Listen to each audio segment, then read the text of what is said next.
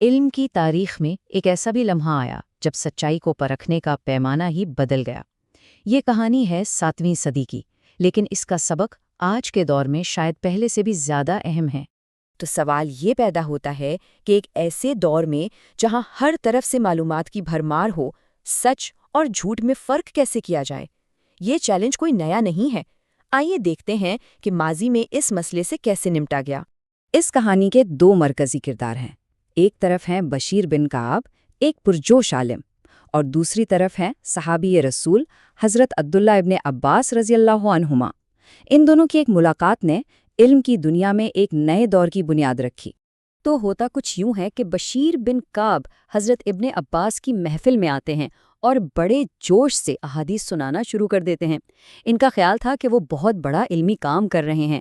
وہ کہتے ہیں اللہ کے رسول صلی اللہ علیہ وسلم نے فرمایا، لیکن جواب میں انہیں وہ پذیرائی نہیں ملی جس کی وہ توقع کر رہے تھے، بلکہ انہیں جس چیز کا سامنا کرنا پڑا وہ تھی ایک مکمل، گہری اور حیران کن خاموشی۔ بشیر ایک کے بعد ایک حدیث سناتے گئے، قال رسول اللہ، لیکن حضرت ابن عباس نے نہ تو ان کی طرف دیکھا، نہ ہی ان کی بات پر کوئی رد عمل دیا۔ سوچیں بشیر پر کیا گزری ہوگی جب ان کی ہر بات کو اس طرح نظر انداز کیا جا رہا تھا۔ یہاں پر ایک بہت بڑا سوال کھڑا ہوتا ہے، آخر یہ خاموشی کیوں تھی؟ ایک صحابی رسول نبی صلی اللہ علیہ وسلم کی حدیث سننے سے کیسے انکار کر سکتے تھے؟ یہ تو ایک بہت ہی غیر معمولی بات تھی۔ آخرکار بشیر بن کعب کا صبر جواب دے گیا۔ ان کی آواز میں حیرت اور مایوسی صاف چھلک رہی تھی۔ انہوں نے کہا، میں آپ کو اللہ کے رسول کی حدیث سنا رہا ہوں اور آپ سن ہی نہیں رہے۔ اس موقع پر حضرت ابن عباس نے اپنی خاموشی توڑی، اور انہوں نے جو جواب دیا وہ اس پورے مسئلے کی جڑ تھی۔ انہوں نے ایک ایسے دور کا ذکر کیا جو اب گزر چکا تھا۔ انہوں نے بتایا کہ ایک وقت تھا جب کوئی یہ کہتا کہ رسول اللہ نے فرمایا تو ہم فوراً اپنی ساری توجہ اس کی طرف کر دیتے تھے۔ ہماری آنکھیں اس پر ٹک جاتیں، ہمارے کان اس کی بات سننے کے لیے بے چین ہو جاتے۔ اس دور میں بات کرنے والے پر بھروسہ ہی سب کچھ تھا۔ مطلب بات ساری یہ تھی کہ پہلے زمانے میں علم کی تصدیق کا نظام اعتماد پر چلتا تھا۔ یہ سوچا بھی نہیں جا سکتا تھا کہ کوئی جان بوجھ کر نبی صلی اللہ علیہ وسلم سے کوئی غلط بات منسوب کرے گا۔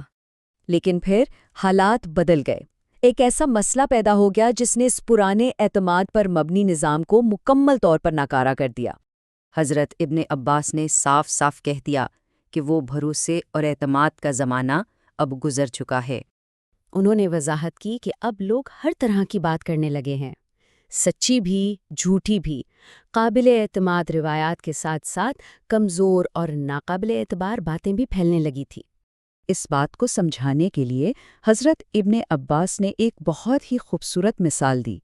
انہوں نے کہا کہ جب لوگ ہر مشکل اور آسان سواری پر سوار ہو گئے، یعنی جب ہر طرح کے لوگوں نے، چاہے وہ قابل اعتبار ہوں یا نہ ہوں، روایات بیان کرنا شروع کر دیں، تب ہم محتاط ہو گئے۔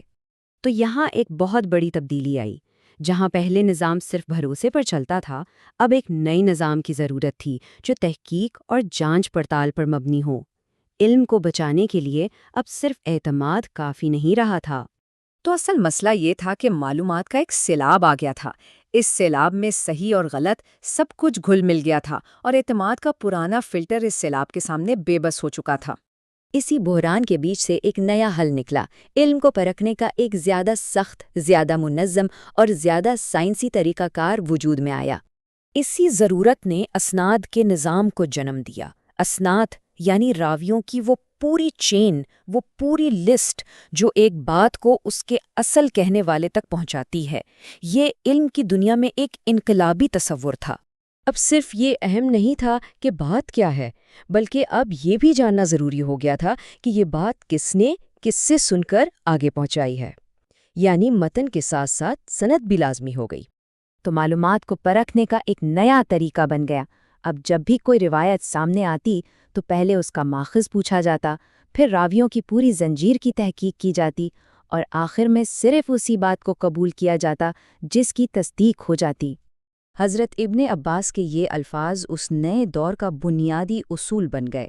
ہم صرف وہی لیتے ہیں جو ہم جانتے ہیں، یعنی علم صرف وہ ہے جس کا ذریعہ معلوم اور مصدقہ ہو۔ انجان ذرائع سے آئی ہوئی بات اب قابل قبول نہیں تھی۔